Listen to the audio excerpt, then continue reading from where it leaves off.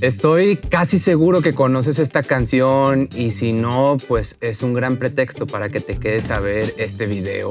Hoy te voy a contar los últimos momentos de Bob Marley.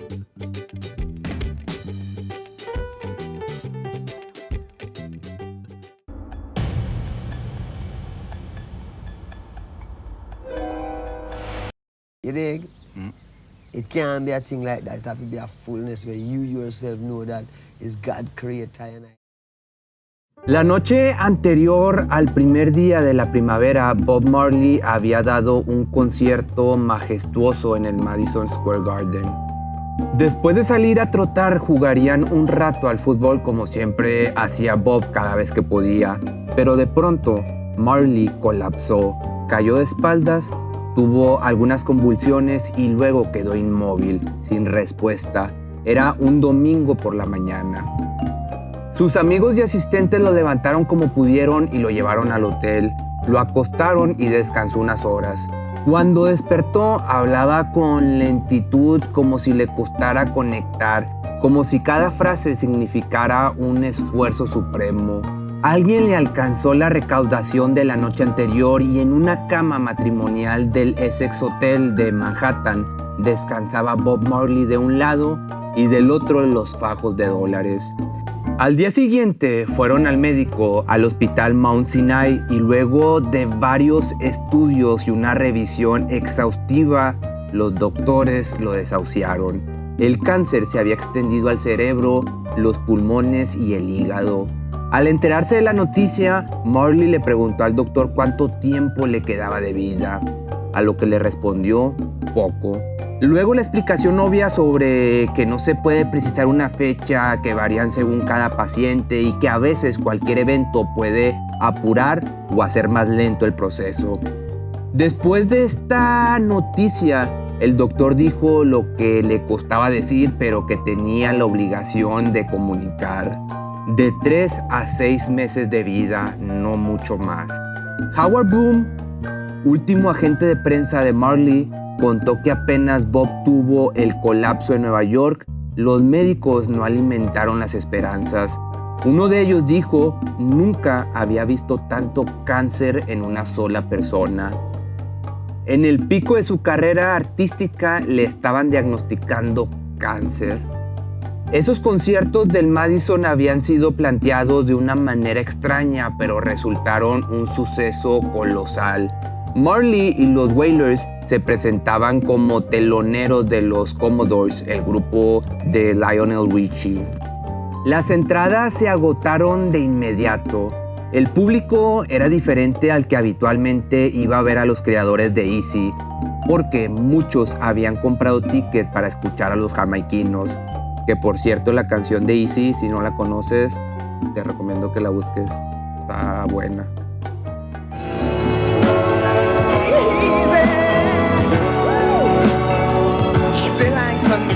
Pero regresando, Marley encendió la audiencia. En algún momento, el productor le pidió que pararan el show para que ingresara el número estelar, pero como faltaba tocar todavía One Love, el hit de Marley que estaba sonando en las radios, el público exigió que volvieran a escena. Eso sucedió varias veces. Muchos testigos afirman que The Commodores, el número central, tocó con medio estadio vacío. Mucha gente ya se había retirado del lugar porque a la banda que habían ido a ver ya había tocado. La gira continuó y al día siguiente, el 23 de septiembre de 1980, Bob y su grupo debían presentarse en Pittsburgh. Rita Marley, el manager, y 1 o 2 hombres de confianza del artista discutían los pasos a seguir. No parecía que existieran demasiadas posibilidades. Bob aparecía a la hora dispuesta en el lobby del hotel para ir hacia el estadio. Durante la prueba de sonido cantó Another One Bites the Dust, esta canción famosa de Queen, y algunos de los músicos lo vieron algo distante y distraído. En camerinos pidió un porro, un churrito de esos de la felicidad, y a contrario de lo que solía ser frecuente, lo fumó a escondidas. Ya sobre el escenario, el show se desarrolló con normalidad. El público no notó nada fuera de lo habitual. Los músicos y asistentes percibieron que Bob había mostrado menos energía que de costumbre, pero pensaron que se trataba del cansancio normal de las giras. En los camerinos hubo una reunión con todo el equipo. Alguien dio la noticia sin demasiados detalles. La gira se suspendía indefinidamente. La salud de Bob Marley era demasiado frágil y las esperanzas muy pocas. A la mañana siguiente, Marley ingresó en el Hospital Sloan Kettering de Nueva York. Se le completaron los análisis y estudios y recibió la primera sesión de quimioterapia. A él se lo veía muy apagado, algo callado, mientras que en su entorno las peleas recrudecían. Cada uno tenía una idea diferente de cómo debía continuar el tratamiento. Pasaron un tiempo en Miami y hubo un intento por llevarlo a una clínica aquí en México con métodos que eran poco convencionales y, aparte, dudosamente efectivos, en la que había muerto Steve McQueen unos meses antes. Mientras tanto, también estaban los que decían que no tenía que temer nada, que a un Rastafari el cáncer no podía vencerlo. Algo de esa idea fue lo que hizo que el cáncer no fuera tratado apenas surgió y que la evolución de esta enfermedad fuera descubierta de modo tardío. Se sabe que a Marley le gustaba mucho el fútbol, que cada vez que podía jugaba en donde estuviera un partido con sus amigos.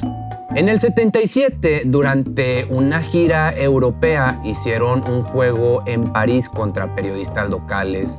En una jugada, uno de los rivales, en la disputa de una pelota, pisó al cantante en el dedo gordo del pie y con esto tuvieron que abandonar el partido. Ese dedo le venía molestando desde hacía rato. Alguien le dijo que esa enorme mancha negra debajo de la uña la ocasionaban hongos, otros que era una edema por un antiguo golpe. Pero luego de ese pisotón que lo sacó del partido y de su dificultad para desplazarse, fue al médico. El diagnóstico no fue el que estaba esperando: melanoma. La lesión futbolera había hecho que se revelara que padecía cáncer. Era de grado 3. Ya había lesión y había traspasado a los tejidos. Los médicos, luego de varias consultas, sugirieron amputar el dedo gordo. Suponían, sin poder aseverarlo, que de esta manera impedirían que el cáncer se propagara por todo el cuerpo. Le aceleraron que el melanoma, y en especial en personas jóvenes, se esparcía a una velocidad temible por el cuerpo, pero la amputación no sucedió. Marley sabía que el dedo gordo era fundamental para el equilibrio. Sus desplazamientos escénicos se verían afectados y también el fútbol. Además, a su alrededor varios le insistían en que una lastimadura en el pie no podía acabar con él. Que el cáncer era una cuestión mental y aparte espiritual con la cual un buen Rastafari no necesitaba lidiar. La batalla estaba ganada de antemano, era lo que esta gente pensaba. Esta creencia del entorno de, se puede decir, raíz cultural, se trasladó en el tiempo y se convirtió en mito. Todavía muchos sostienen que la lesión en aquel partido le terminó ocasionando la muerte. Esa contingencia futbolística solo hizo que se le prestara atención a una condición bastante anterior que había sido desatendida y que, por desgracia, lo siguió siendo. Esos fueron los años de la explosión global de Bob Marley. Los grandes conciertos, los discos, los éxitos en los distintos mercados. El reggae, a través de sus canciones, era conocido en todo el mundo. También las problemáticas de Jamaica con sus letras, con su contenido social. Con las primeras sesiones de quimioterapia, Marley perdió el pelo. Ya nada quedaba de sus célebres rastas ni de su fortaleza física. Era un hombre arrasado y débil, un hombre que se apagaba en la cima de su éxito. Su contrato con Island estaba por vencer. Se dice que 2 importantes discográficas peleaban por él. La oferta era impresionante, muy superior a cualquiera de la época. $50 millones por 5 discos.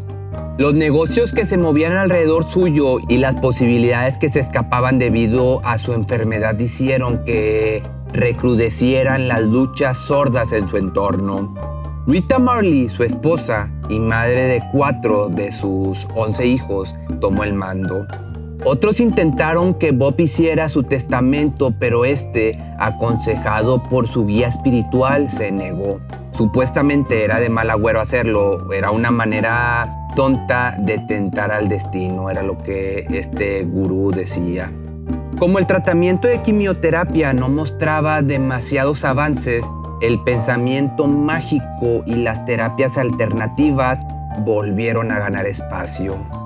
Finalmente viajó hacia Alemania, a un pequeño pueblo alpino cercano a la frontera con Suiza.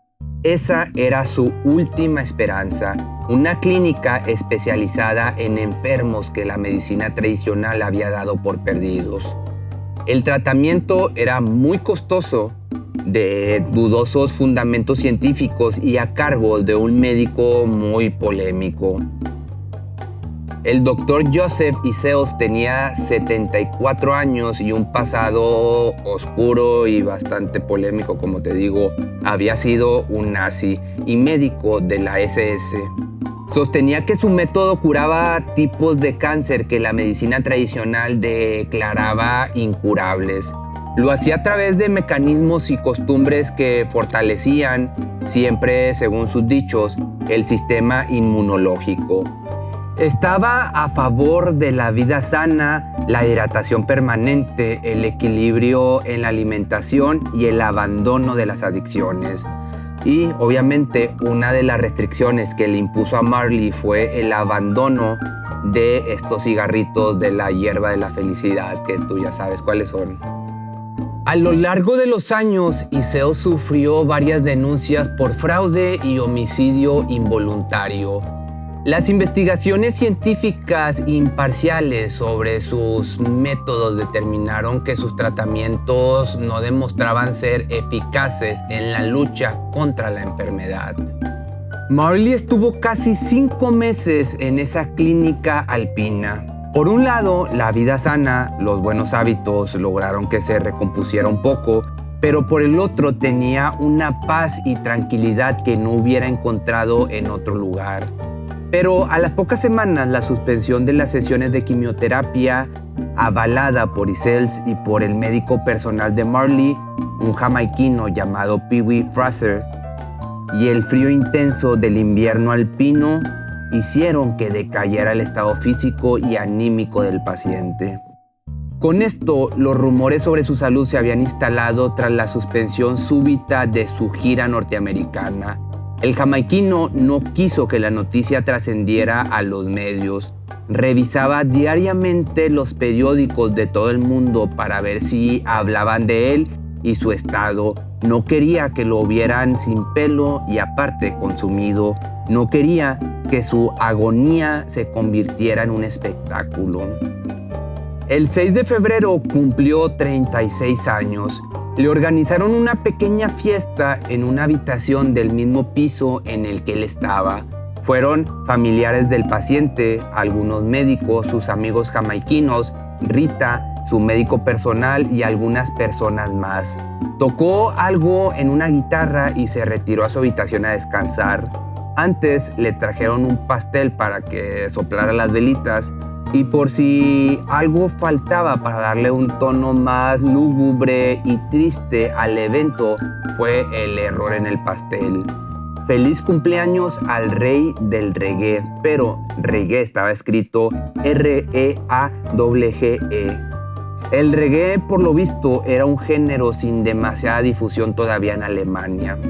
En abril del 81, Edward Seaga, el reciente primer ministro jamaiquino, lo llamó por teléfono y le informó que le iban a otorgar la Orden del Mérito, el mayor honor que otorga el Estado jamaiquino. Lo paradójico aquí es que Siga fue considerado el autor intelectual que Marley había sufrido 5 años antes, cuando fue baleado en su sala de ensayos en Kingston, de la que salió con vida de pura casualidad. Una semana antes de su fallecimiento, Marley sería trasladado a una clínica de Miami. El tratamiento de este doctor del Iseos del nazi evidentemente no dio resultados, que quizás en algunos otros aspectos sí le funcionó, pero esto no se sabe con certeza.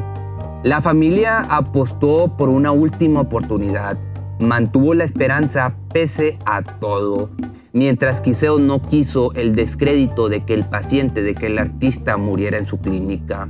El Miami estuvo rodeado por sus hijos, su esposa y sus amigos.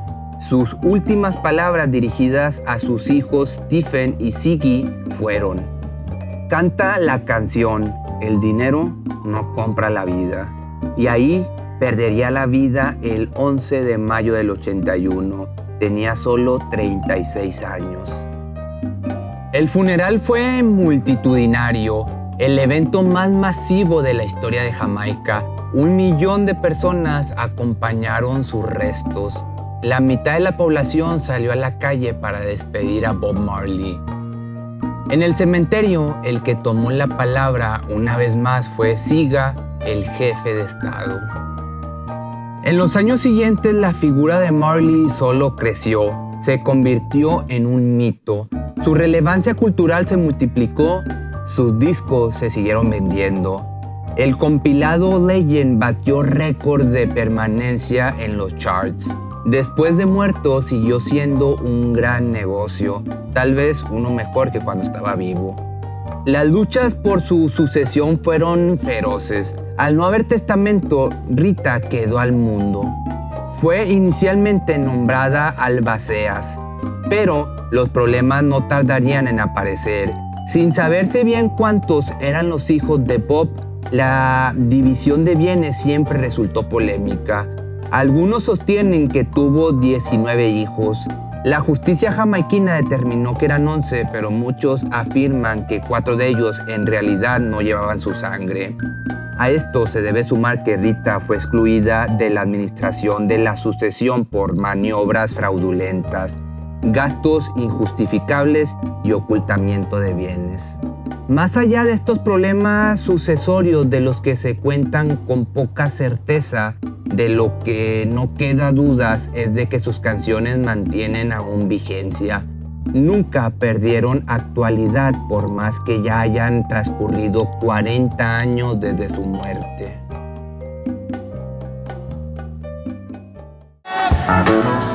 But I didn't shoot no deputy. Mi nombre es Pepe Cerecero y esto es Desde el Misterio.